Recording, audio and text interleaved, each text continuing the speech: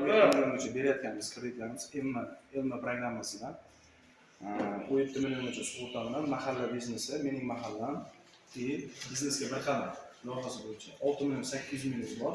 Undan tashqari 10 millionlik bor xuddi o'shani mahalla biznesi bo'yicha. Endi yana mahalla biznesini 17 millionlik bor.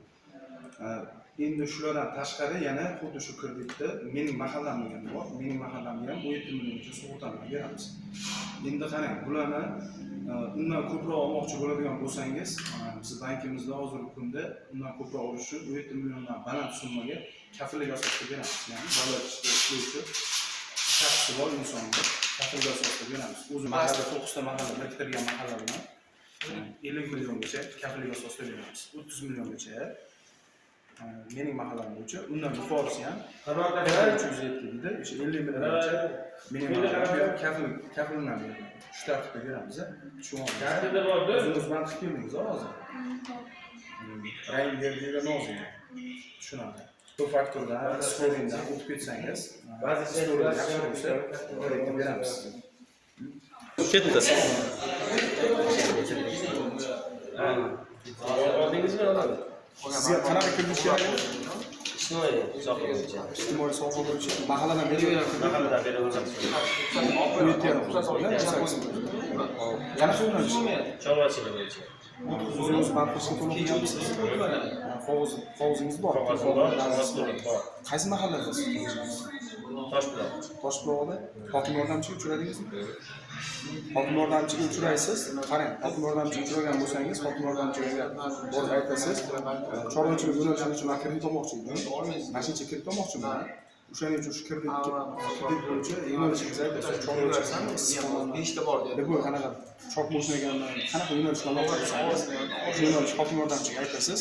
Hokim yordamchi sizni zaifkangizni to'ldirib, ariza qilib jo'natadi. Jo'natgandan keyin u nimadan o'tgandan keyin, stop faktordan o'tgandan keyin, ana nimadan o'tgandan keyin nima deydi? Scoring bazasi bor ular. Scoring bazadan o'tgandan keyin tarixingiz chiqadi o'zi, o'tmadi. O'shanda tavsiyanoma beradi sizga. Bankka tavsiyanoma beradi, bankka tavsiyanoma o'tgandan keyin bizdan keyin shartnomani ko'rib chiqib, monitoring qilib, salohiyatlaringizni ko'rib, boshlangizni ko'rib, 10 million so'm yetadi menga. 10 million so'm yetadigan bo'lsa, o'sha qanaqa kredit olmoqchi bo'lsangiz ham, o'sha hokim tavsiyanoma beradi. Siz olmoqchi bo'lsangiz, tavsiyanoma beradi. Tavsiyanoma bergandan keyin bizdan ko'rib chiqib, kafillik xatlarini bostiramiz. Mas'ul bank kafillik xatlarini bosib beradi. Qaysi bank kafillik mas'ul bank bo'lsa, mas'ul bank bosgandan keyin biz kirish shartnomani bosib beramiz. Kirish shartnomani bosgandan keyin davlat xizmatlaridan kirish paroli olasiz. Kirish paroli olgandan keyin hokim yordamchi uchraysiz yoki o'zingiz bilsangiz platformaga yer imzo degan narsa bor. O'sha platformaga kirib turib, o'zingiz imzolab qo'yasiz. Ariza chiqqan joydan kirish shartnomani imzolab qo'yasiz. Shu bilan plastik ariza berasiz bankka. Bankka kelasiz, o'zi avtomatik tayyor bo'ladi. Shartnoma o'tgandan keyin avtomatik sug'urtaga ketadi. Sug'urtaga ketgandan keyin sug'urtaning javobi 24 soatda keladi. Bir kundan keyin, bir kun muddatda keladi. Sug'urtaning javobi kelgandan keyin YAPSga ruxsat keladi. Keyin uni YAPSga o'tkazib turib, bazaga pulingizni chiqarib beramiz. Shu tartibda bo'ladi.